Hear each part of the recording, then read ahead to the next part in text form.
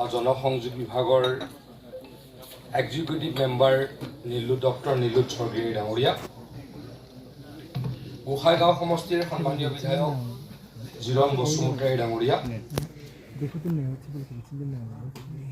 বিটিআৰৰ স্বাস্থ্য বিভাগৰ EM অৰূপ কুমাৰ দে ডাঙৰীয়া,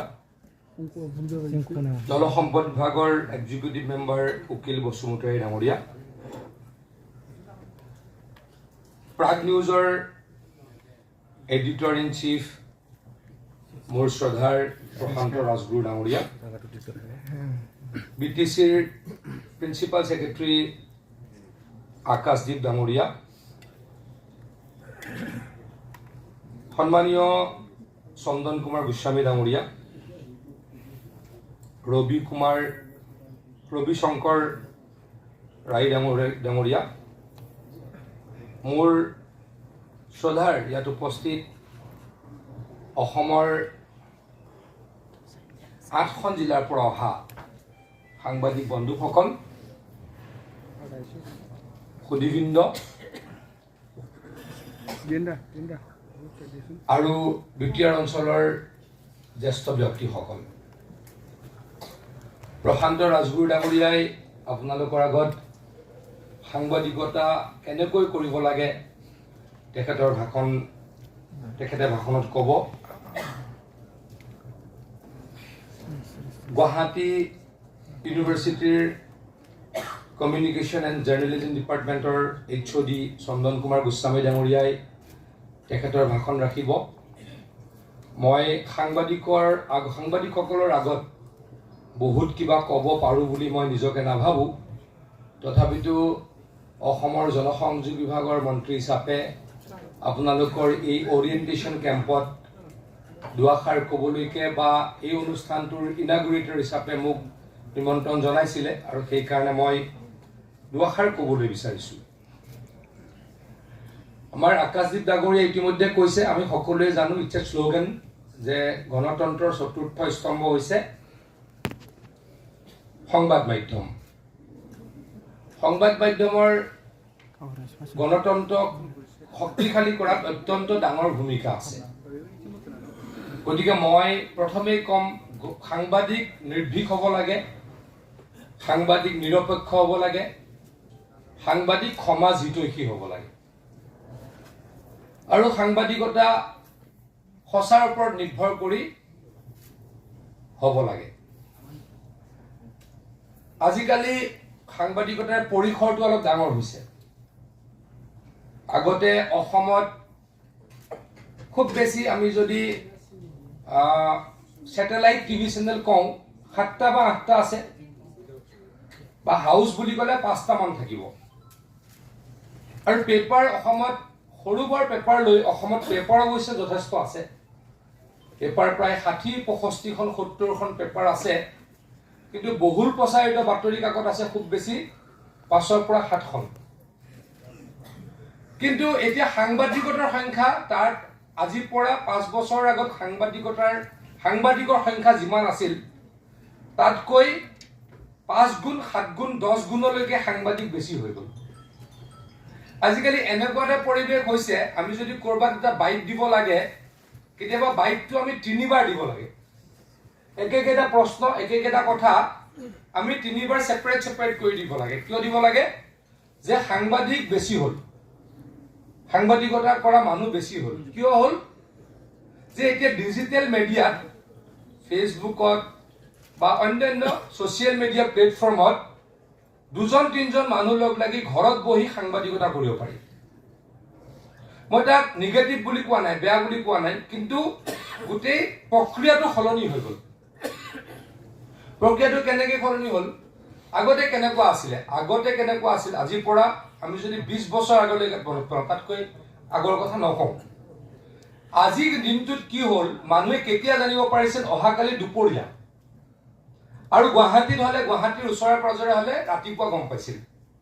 আজিৰ দিনটোৰ ঘটনা কি হ'ল, কেনেকৈ গম পাইছিল? অহাকালি ৰাতিপুৱা। আমি যদি দৈনিক অসমৰ পৰা আৰম্ভ কৰোঁ, জনমভূমিৰ পৰা আৰম্ভ কৰোঁ, পৰৱৰ্তী সময়ত বহুত পেপাৰ হ'ল, তেতিয়া আমি তথাপিতো 20 বছৰৰ আগলৈকে বা 15 বছৰৰ আগলৈকে আমি বাতৰি কেনেকৈ পঢ়িছিলোঁ যে আজিৰ দিনটোৰ ঘটনাখিনি অহাকালি ৰাতিপুৱা আমি গুৱাহাটীত আৰু গুৱাহাটীৰ ওচৰৰ মানুহখিনিয়ে পঢ়িব পাৰিছিলোঁ আৰু গুৱাহাটীৰ পৰা 4 ঘণ্টা দূৰৰ মানুহখিনিয়ে দুপৰীয়া পঢ়িব পাৰিছিল। কিন্তু আজিকালি কি হৈ গ'ল, আজিকালি বহুত বেছি ফাষ্ট হ'ল। এতিয়া কি হ'ল, এতিয়া টিভিলৈ মানুহ নৰয়। আজি আমাৰ সন্মুখত প্ৰশান্ত ৰাজগুৰু ডাঙৰীয়া আছে, তেখেতে মোতকৈ এইবিলাক কথা বেছি জানে। তেখেতে বিৱৰ্তনটো মোতকৈ বেছি দেখিছে। কিন্তু আমি সৰুৰ পৰা যিটো পেপাৰ, মই কৈছোঁ মই দৈনিক অসমৰ পৰা পেপাৰ পঢ়িছিলোঁ, অগ্ৰদূতৰ 3 দিনীয়াৰ পৰা মই পেপাৰ পঢ়িছোঁ। গতিকে ময়ো সৰুৰ পৰা পেপাৰ পঢ়া ল'ৰা। গতিকে মোৰ সন্মুখতে বিৱৰ্তন হৈছে, কিন্তু প্ৰশান্ত দাহঁত বা চন্দন গোস্বামী ডাঙৰীয়াহঁতৰ সন্মুখত বেছিকৈ হৈছে, কাৰণ তেওঁলোকে বেছিকৈ ভালদৰে মোতকৈ জানে। বিৱৰ্তনটো এনেকুৱা, আকৌ কৈছোঁ যে আগতে এটা বাতৰি পঢ়িবলৈ মানুহক লাগিছিলে কিমান দিন, 24 ঘণ্টা বা 20 ঘণ্টা। এতিয়া কিমান সময় লাগে, 10 মিনিটছ। আগতে 10 মিনিটছ আগতে কি আছিল, ব্ৰেকিং নিউজ। আগতে নিউজটো আহি পোৱাৰ আগত প্ৰশান্ত দাহঁতে কি মাৰে, ব্ৰেকিং নিউজ মাৰে টিভিত, মানে তাৰ পাছত আধা ঘণ্টাৰ পাছত মূল নিউজটো আহিব। এতিয়া ব্ৰেকিং নিউজলৈকে সময় নাই। এতিয়া কাৰণ কোনোবাই ফেচবুকত আপলোড কৰি দিব, ফেচবুকত আপলোড কৰি দিয়াৰ লগত লগত ভাইৰেল হ'ব, আৰু কি হ'ব, তাৰ পাছতহে মানুহে টিভিত দেখা পাব, নেক্সট ডে আকৌ পেপাৰত দেখা পাব। তথাপিতো মই নকওঁ পেপাৰৰ গুণগত মানদণ্ড কমিছে বুলি মই নকওঁ, কিন্তু এটা কথা ঠিক যে পেপাৰৰ প্ৰচলনৰ সংখ্যাটো অলপ কমিছে। আনকি আৰু এটা কথা, মই অপ্ৰিয় সত্য কথাকে মই কওঁ, কাকো মই টাৰ্গেট কৰি পোৱা নাই। মই যিহেতু জনসংযোগ মন্ত্ৰী, গতিকে মই এই কথা বিদেশৰ লগত মই জড়িত হৈ থাকোঁ যে টিভিত বাতৰি পঢ়া মানুহ, বাতৰি চোৱা মানুহৰ সংখ্যা কমিছে। আমি যদি পাৰ্টিকুলাৰ যি প্ৰাইম টাইম কওঁ বা অন্য বাতৰিৰ সময়টো কওঁ, মোৰ যদি ভুল হোৱা নাই প্ৰশান্ত দা, মোৰ যদি ভুল হোৱা নাই, সেই পাৰ্টিকুলাৰ নিউজৰ সময়ৰ TRP অলপ কম। গতিকে আমি বাধ্য হৈ গৈছোঁ কি যে নিউজ চেনেল চলাবলৈ TRPৰ কাৰণে আমি মনোৰঞ্জনমূলক বাতৰি বা মনোৰঞ্জনমূলক অনুষ্ঠান আমি চলাবলৈ বাধ্য হৈছোঁ, হয়নে নহয় কওক? আমি নিউজ লাইভতো গানৰ শ্ব' দেখোঁ, প্ৰাগ নিউজতো গানৰ শ্ব' দেখোঁ, প্ৰতিদিনতো দেখোঁ, DYটো দেখোঁ, সকলোতে দেখোঁ নেদেখোঁ? কিয় দেখোঁ?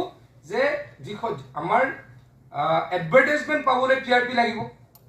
TRP পাবলৈ আমাৰ অকল বাতৰিত এনাফ নহয়, এনাফ TRP বাতৰিত নাপাওঁ। গতিকে আমি কি কৰিব লাগিব, TRPৰ কাৰণে মনোৰঞ্জনমূলক আমি বাতৰি প্ৰচাৰ কৰিব লাগিব। এতিয়া কিয় অলপ চিন্তা কৰি চাব লাগিব, কিয় নিউজ আইটেমৰ TRP কমিছে? অলপ কৰবাত নহয় কৰবাত কিবা এটা চেঞ্জ বিচাৰিছে মানুহে। মই আকৌ কৈছোঁ, মই কাকো সমালোচনা কৰাৰ দৃষ্টতা নাই, বেছিকৈ মই নাজানো। অলপ কাৰিকৰী কথা বা মই ব্যৱহাৰিক কথাকেইটাৰ ওপৰত মই দুআষাৰ ক'ব ওলাইছোঁ যে কিয় আজি মই আকৌ কৈছোঁ, প্ৰশান্ত দা চাগে বাৰে বাৰে নামটো লৈ আছোঁ।